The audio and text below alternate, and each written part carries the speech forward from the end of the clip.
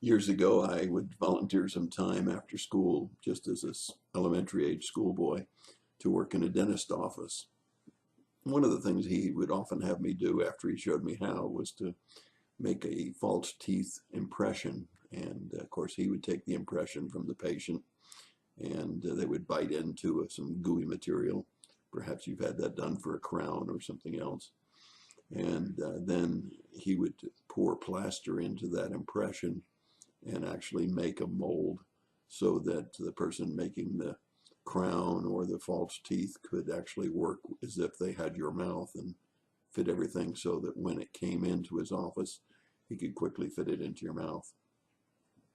Well, he would entrust me to go ahead and vibrate in the pour the clay type material into the impression plate. And of course, he still had the impression plate so that unless I damaged it, he could always redo what I had done. And my father at the same time was beginning to make ceramics, and he would take clay and sometimes he would make vases and bowls and hot plates and different things, and then put a glaze on them, put them in a kiln and fire them. And I thought, well, this would be great. I'll take an extra false tooth mold, pour it with clay, glaze it so that the gums are pink and the teeth are white. And of course, there'd always be some teeth missing. And back in those days, smoking wasn't as bad as what it's known to be today. So I would glaze them and make them, and they become ashtrays, and you could put your cigarette between the teeth that were missing. Well, it reminded me of Jeremiah chapter 18, verses 1 through 6, but particularly this particular verse, verse 4.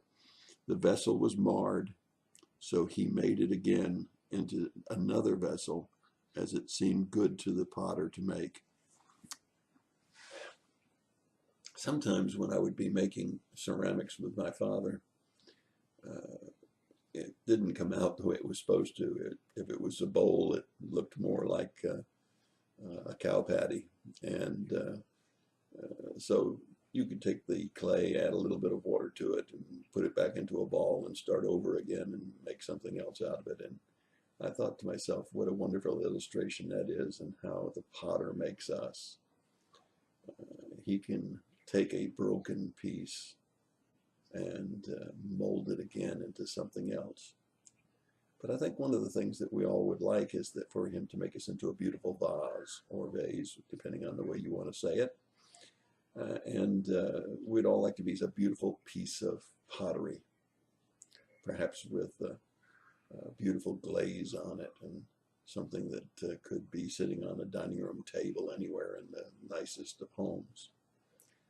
But you know, there's a real need for water jugs, real need for fruit bowls. Some of us probably apply to fruit bowls pretty well.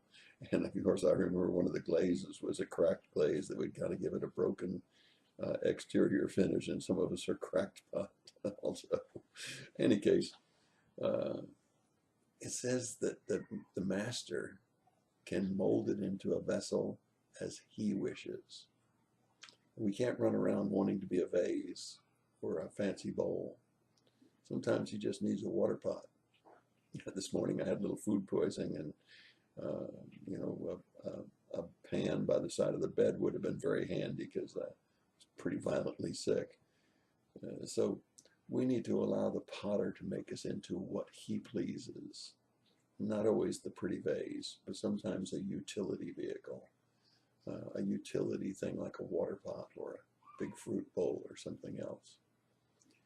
But we need to just yield to the master, to his hands, and allow him to make us into whatever he wants to make us. And that's your thought for the day. God bless you and have a great day.